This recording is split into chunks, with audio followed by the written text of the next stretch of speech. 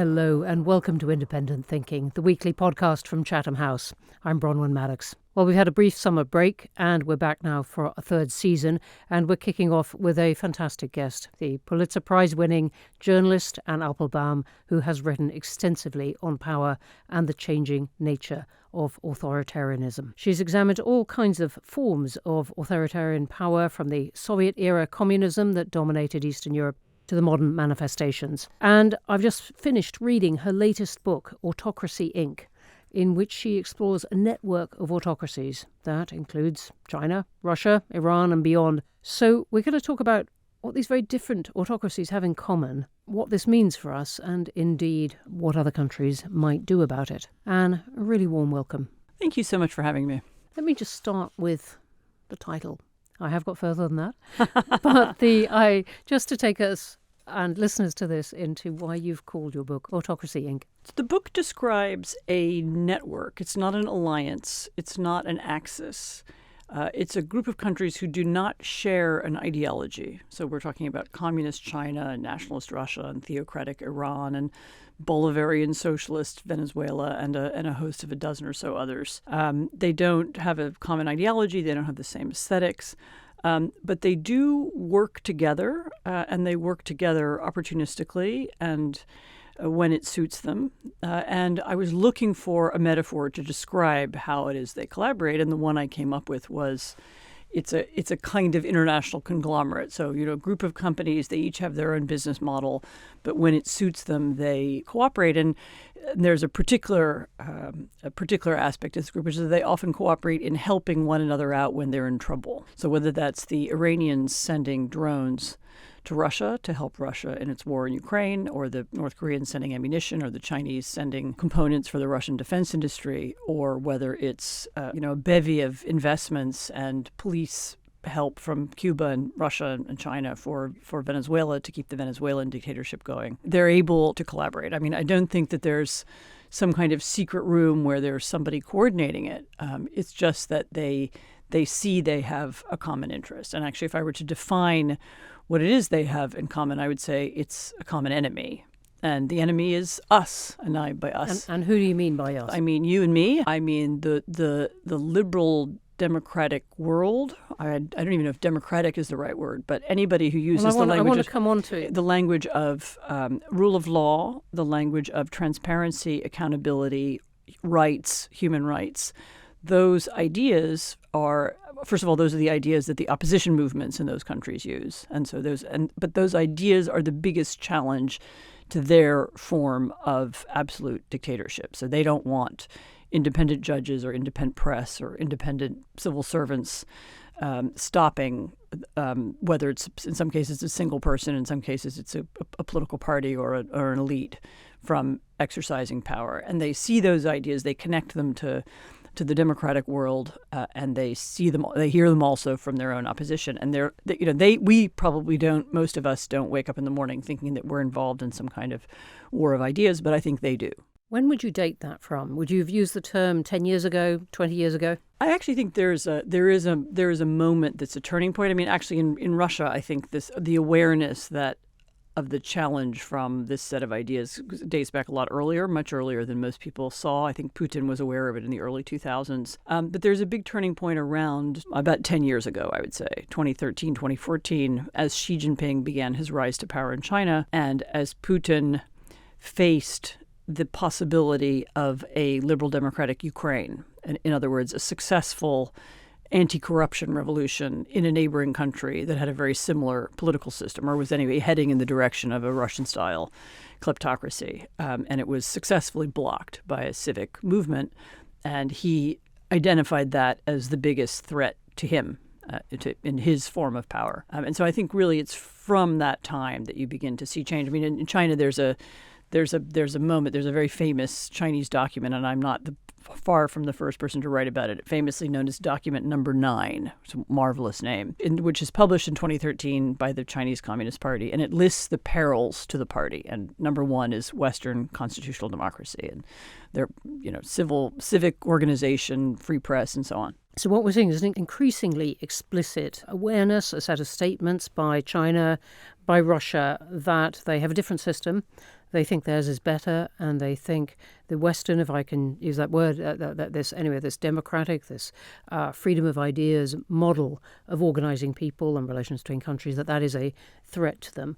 Do you think that is getting even stronger? What I'm thinking of is the way that when Russia invaded Ukraine most recently, 2 years ago, that China stayed on the sidelines, at least rhetorically, at the beginning. But over this summer, it has come out quite explicitly and said, we're on that side. I mean, I think that the Chinese were surprised by the Russian invasion of Ukraine. They didn't think, they weren't expecting something of that scale. And in some ways, it threatens, they have a whole kind of rhetoric that they use about sovereignty and protection of borders and so on. And clearly this was in defiance of that. But I do think they are watching very carefully the democratic world's response to the invasion. They may well see it as a dry run for an invasion of Taiwan. And I think they are also anxious about what would happen if Putin fell. And of course, there are many people who fear what would happen with Putin fell. I think wrongly fearing it in some cases, but I think it would be a great boon to the world. But there is a sense of kind of solidarity among this group. They don't want to see one another defeated because that would be a bad precedent for them. All right, that's a solidarity of objectives. Do they have a worldview that they share beyond that, though, in the sense of how they want to organize their own societies? So I think they do have a worldview. So they would like to remove the idea, both the theory and the practice of human rights and human rights advocacy from international institutions and international conversation. China has been working on that for a long time, actually, at the United Nations. And I think actually one of the reasons for the Russian invasion of Ukraine, the 2022 full-scale invasion, was to demonstrate that they don't care about the UN Charter and the language of the Geneva Conventions. And they don't regard these as universal rights at all. There are no universal rights. And so I think they are interested in defeating the idea of universal rights, which was part of actually, it's been part of the international conversation since 1945. I mean, it's in all the UN documents. Every international institution uses words like human dignity and human rights and so on. And so I think they would like to remove that. And they would like to live in a world where the kind of power that they enjoy at home, this kind of absolute power that can't be questioned or examined or checked, that they enjoy that around the world as well. And so Russia would argue that it has sovereignty, but Ukraine does not. So it is allowed to do what it wants because it's allowed to do what it wants. And that's the world that they want to create. I was very struck in the book by the way that you go immediately for the money. Where the money is, how it moves around, how the West maybe naively has conspired in that. Can you just tell us a bit more about that? So it's funny. I mean, one learns a lot from talking to the opponents of these regimes. And I learned a lot over the years from talking to the Russian opposition. The Russian opposition understood very well how Putin came to power. And this story has now been told in several different forms. Catherine Belton, a British journalist, told it, Masha Guess and others, but originally told by Russians themselves. Putin's first his first moves towards power took place when he was the deputy mayor of St. Petersburg, and he was involved in a number of schemes to take money out of the state, to remove it, to send it abroad, to launder it abroad, and then to bring it back into the country where he used it for broader influence. And there were a number of schemes and projects that he executed in the 1990s, and several of them were done in conjunction with Western partners. So there's a Luxembourgish partner. There's some Germans. Certainly there are accountants and lawyers and so on who helped him do that. In that era, I suppose people had the excuse, well, it's a free economy now, and any deals that we do with these talented new Russians are legitimate. I mean, when you look at it in retrospect, what you see is that we enabled the rise of this kleptocratic state, and that we continue to enable and assist the existence of kleptocratic states all over the planet. And you were talking in the book particularly about the US and the UK financial systems. US and UK are easier for me to pick on because I know them better. I'm sure if I looked carefully at Luxembourg or the Netherlands or Ireland, I would find something similar. But no, I mean we've tolerated this culture of anonymity. That there can be anonymously owned companies who own anonymously owned property. And that those can be used as a store of wealth for people who've either stolen money or are hiding money. And everybody got used to that idea. But if you take a step away from it, you have to ask why. I mean, people who run normal businesses, if you run a pension fund or something, I mean, you are subject to unbelievable amounts of regulation and assessment, and you have to answer questions all the time. And why do we tolerate, alongside our very carefully regulated financial sector, we also tolerate this completely unregulated, secret, essentially, world, a world in which there may be as much as 10% of the world's wealth hidden away, and that's. And it's been an obvious source of power and influence of the autocratic world that they've been able to hide their money in institutions that effectively the Western world created. Where do you place in all this the countries that are autocracies, but they're not obviously marching to the same beat as Russia or China? First of all, there are a number of illiberal democracies who play both sides, Hungary or Turkey, even India. And there are also a number of autocracies who, for reasons of their own, maybe equally opportunistic, don't always align with Russia and China. And you can think of Saudi Arabia, but you can also think, for example, of Vietnam, which is a country that is clearly it's a dictatorship. But it's not a dictatorship that seeks to undermine America. I mean, they don't intervene in American elections. They don't support the European far right. They're not part of Russia's effort to take over parts of West Africa. I mean, so they have they have sort of a different. They're part of a different world. It's not I'm not making moral judgments about these being better countries. It's just that they're not part of this network, and they don't see us as their prime enemy. Yet they are autocracies, but not part Sure. of the Autocracy Inc. as you're defining it. They I'm are. just pushing for where you think the dividing line is between the countries who, as you put it, are out to get us. The answer is that I don't think there's a dividing line. So I mean, I don't want to be black and white. It isn't between democracy and autocracy. No. It's not a Cold War. There aren't two sides. It's not black and white. It's many shades of gray. And actually, one of the arguments I make in the book about how we fight this is that we don't think necessarily about autocratic countries, but rather autocratic behaviors that are threatening to our system, some of which exist inside our own countries. Let's come on to that question then of how to fight this, how to push back against it. What is your answer first to this effort that I think you've described very well of China's and other countries to remove some of the language, some of the assertions that some rights are universal and so on, that has been with us since 1945, and to say, look, we don't accept that at all as a way of governing the world. How do we begin to push back on that, but also answer those countries who say, well, we don't want a lawless world. We don't want one without any shape. We don't particularly want one run by China. But we weren't round the table when those old rules were being written. And they were, actually. I mean, the Chinese were around the table. Oh, the Chinese were. I'm thinking of other smaller countries who say, well, look, we're up for grabs. If you want us to give support to some kind of governed world, but you've got to include us in how that is shaped in the future. I mean, actually, the UN does include, by definition, every country in the world. So, obviously, a lot of countries take a lot of support from the General Assembly, where they may be tiny and have one vote, and China also has one vote. But how do you begin to salvage some of that, if you like, apparatus and values of the post-1945? In the face of this Chinese assertion? I am not 100% sure that the UN in its current form is really salvageable.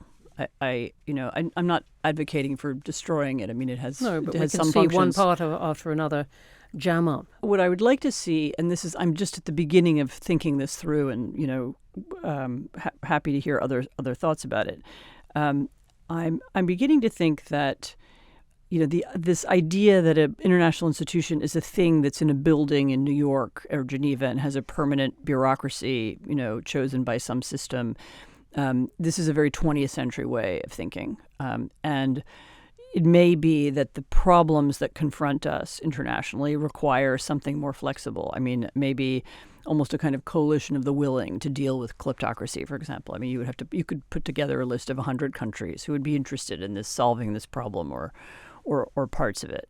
You could have another slightly different or maybe similar overlapping coalition that would look at the regulation of the internet. I mean, and to try and think about how to make the internet, the world of online conversation, more compatible with democracy. So there are behaviors and ideas that require international cooperation. I am not sure that mediating them through the UN General Assembly is going to work anymore. So What should we do? Well, we should begin to look at, we should begin to cooperate around the issues that threaten us. I mean, to some extent, this is beginning. And so actually, the Biden administration already named kleptocracy as a security issue for the first time, and they moved it. So it wasn't just something the Treasury did. They moved it to the National Security Council. There's some movement here in the UK as well in that direction. And you've got this top of your list of recommendations, I think. Do something about this international kleptocracy. Yeah, I mean, and because that's something we can do, that's an internal problem that we can begin to solve. Down the line, there are going to be other issues. I mean, the Chinese, both China and Russia and the autocratic world more broadly, are now engaged in a huge project of weapons production on a new scale. I don't talk about this extensively in the book, but I'm sure it will come to our attention sooner or later. Beginning to think, what are they going to use that for? Are we prepared? Have we thought about how we're going to win the war in Ukraine, and are we planning to do so? That's it's another. It's remarkably hard to get an answer to that, and the past week or two in Ukraine has really shown that, of the cost of the ambivalence of the many countries supplying Ukraine. It's clear to me how the war can end. There's only one way it can end. The war can end when the Russians understand that it was a mistake. In other words, when the Russians come to the conclusion about Ukraine that the French came to about Algeria, that it's not our country and not our war and we don't want to do it anymore. It took the French 10 years to get there. They can reach that conclusion for many reasons. It can be military, it can be economic, it can be for other reasons. I don't think we as a group of democratic powers supporting Ukraine have really thought through how to get there and have established that as our goal. I can't articulate exactly why. There are conspiracy theories about why, and fear of escalation and so on. But we've never done it. And the odd thing about it is, of course, it's really the only way the war can end, because all of the other intermediate ideas, we negotiate, we do land for peace. There's no guarantee that any of those are permanent solutions. Those are just temporary solutions until Russia rearms and invades again. So it's really, you need to get to this moment of political change, by which I don't mean regime change. I just mean they have to change. There has to be, and we will know when we get there. And what is at stake? Because just in the past couple of weeks, it looks as though it may not be heading that way. I'm not sure what's happened in the last couple of weeks that make you think that. In the last couple of weeks, the Ukrainians have occupied They have a indeed, huge and chunk then of Russia has made advances further into the regions it claims as its own already. Right, and Ukraine is holding a piece of Russia, for the first time since the Second World War. You can. I'm certainly not arguing for the conclusion that Ukraine is failing, but this would not be a point, it seems to me, after the advances that Russia itself has made in the past couple of weeks, where it would reach the conclusion that you've just described, that the whole thing was a mistake. I mean, it depends how the Russians look at the fact of Russian territory being occupied. As I said, there are multiple ways in which the Russians can be convinced to stop, and we haven't tried all of them yet. You talk about decoupling in your recommendations about what we should do. How much of this is about China? So decoupling, or sometimes they talk about de-risking, is a little bit nicer way of saying it, is actually beginning to happen anyway regarding China.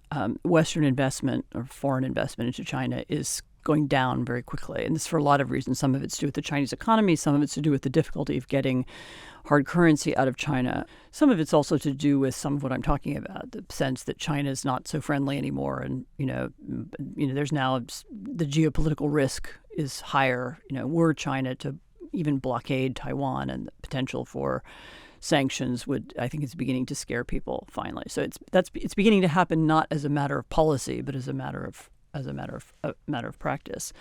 I think also, I think the realization, and certainly this has happened in the U.S., the realization that the U.S. cannot be dependent on China for crucial, whether it's components or goods or natural resources or raw materials, that's now sunk through. That's a bipartisan understanding. You can hear that from Democrats and Republicans. And so when people talk about de-risking, that's what they mean. They mean having greater control or greater awareness of the degrees to which the U.S. economy is dependent or not dependent on China. And I think it's either underway or beginning in most European countries as well, including the ones that are the biggest traders with China, like the UK and Germany and France.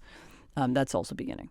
And we're getting towards the end of this, but let me just pick up one other recommendation you make, or your advice on what to do about the information wars, if I can call them that, the battle for truth, the battle over what is believed, understood, seen by different populations. So partly that it's a bigger question well beyond the realm of foreign policy. I mean, what's happened is that some of the autocratic world has been able to take advantage of the particular nature of the internet platforms that we've created.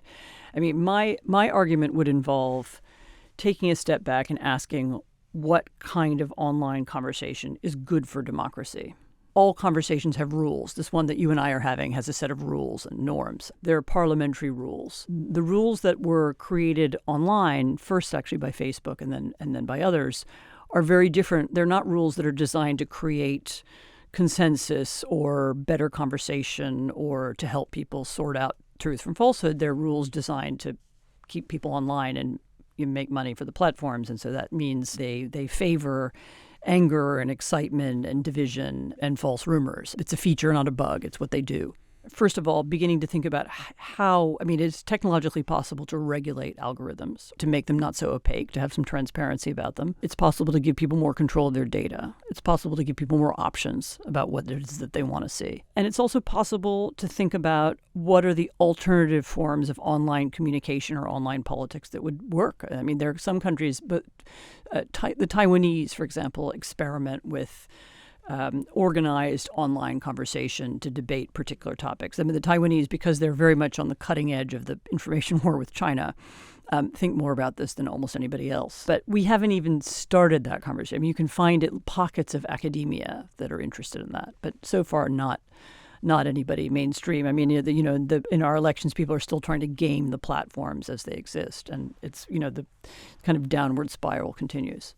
Let me ask you finally the significance of the leaders themselves. We're in this extraordinary global conversation at the moment where people, countries, governments are speculating about what Putin might do, what President Xi might do, and so on, what these individuals at the helm of these countries might do in any circumstance. And much of the world's events may then turn on those decisions. If those individual people go, does it change a great deal?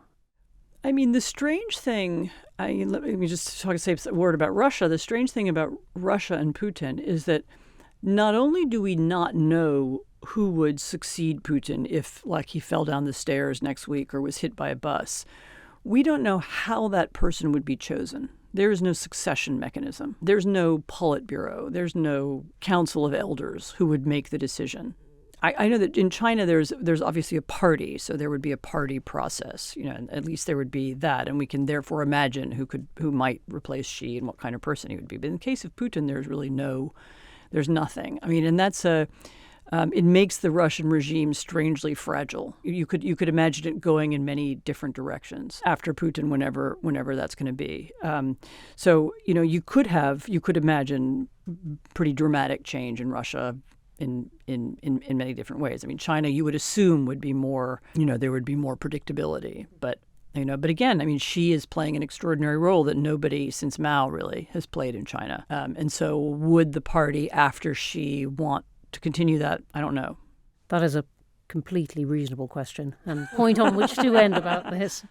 So we're going to have to stop there, but a huge thank you to my guest, Anne Applebaum. Thanks for joining us. Thank you. Do follow Anne on X, and her details are in the show notes of this podcast. And across the house, we've got a really exciting season ahead. This month, we've got David Miliband, Nick Clegg, and we're holding hustings for the next Commonwealth Secretary-General. Just some of our list in these over-lively times, and the details for them all are on our website, as usual, chathamhouse.org. A reminder, too, that you can find all the episodes of Independent Thinking on all major podcast platforms, so please do like, follow, subscribe, and leave us a review. And I should mention to you, The World Today is relaunching next week on September 9th. That's our quarterly magazine covering many of these questions that Chatham House is delving into. Well, with the autumn now on us, sort of, in what feels like, across much of our work, a countdown to the US elections and all that follows, it's goodbye from me, Bronwen Maddox, for the moment. See you next week.